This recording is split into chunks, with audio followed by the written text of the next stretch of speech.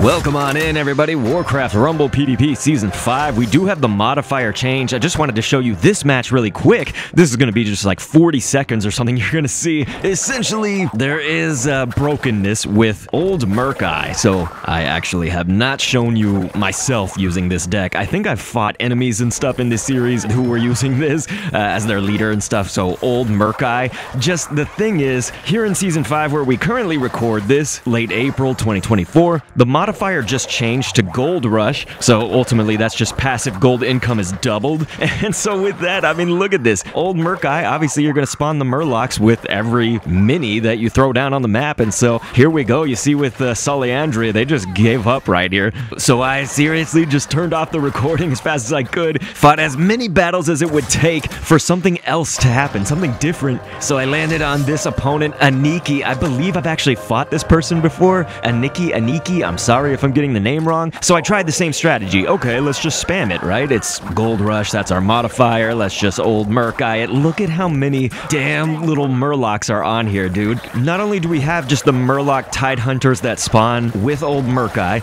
but then I have them as the actual mini. Like, you know, you can have that mini that costs, what is it, 2 gold to spawn the Murloc Tide Hunters, but mine are the Morlocks. So, you know, with that ability, it's gonna spawn even one more. So, you know, you get like 5 Murlocs just in that one play.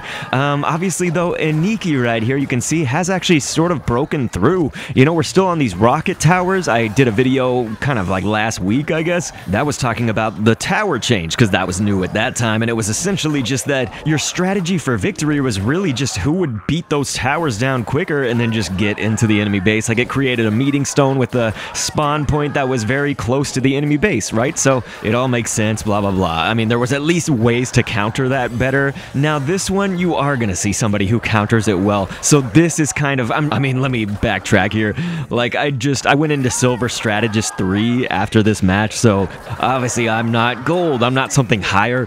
Like, I know there are just a cajillion people better at PvP than I am, and that's why I wish I could spectate your games instead. So, I mean, if anybody's watching this series and wants to send them to me, you could Google Drive, link me in the comments or something. YouTube might catch it as spam, but I'll find it, you know. You could also hit me up on Discord if you want to. But anyway, the point being, I'd love to watch your matches instead of mine, but like, here, finally, the way that Aniki kind of countered this, in case anyone else can't counter it or whatever, mainly 2 things. It's like, you do need that tanky sort of unit, but the one that really broke through, and I feel did the most, was a conjunction of trading off between like meat wagons as well as the Darkspear Troll. And so if your Darkspear Troll has the regeneration, Big Bad Voodoo, that, you know, that ability unlocked, that's sort of what sets you apart, you know, because just, this is insane. Like, obviously, a Darkspear Troll like that, you can kind of withstand most towers, you know. It could just go for it if it was uncontested and just take out that tower all by itself, pretty much. But anyway, you can see that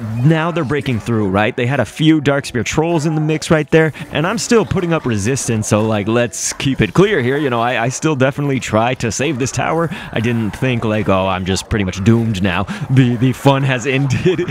No, the fun is still going on right now. It's just, look at this. You have to have your own ways of countering that counter to all of your crazy Murlocs here with Old Murk Eye. And so, obviously, I'm mainly kind of coming at this from the perspective of, if you were fighting somebody that had Old Murk Eye and was doing this with the Gold Rush, again, I'm sure that people in the higher, like, echelon of PvP, they've already got this figured out, you know. So, like, please don't think that I'm some YouTuber trying to, like, be a saint here, you know. Like, I definitely know there are people better than me. I've said that a million times. So anyway, that was kind of interesting because Baron Rivendare right there was stuck behind that ghoul, and so that was actually a good chance for me to still kind of generate that passive gold income, which is doubled right now with the modifier, and get a little bit more of just my resistance here set up, you know, kind of set up the troops. And so I'm lucky. I've been getting little shots in. I didn't really do this like major damage to Aniki, right? You can see I'm just occasionally, there will be like a sliver of health that goes down, and I've done it enough times that it's significant, right?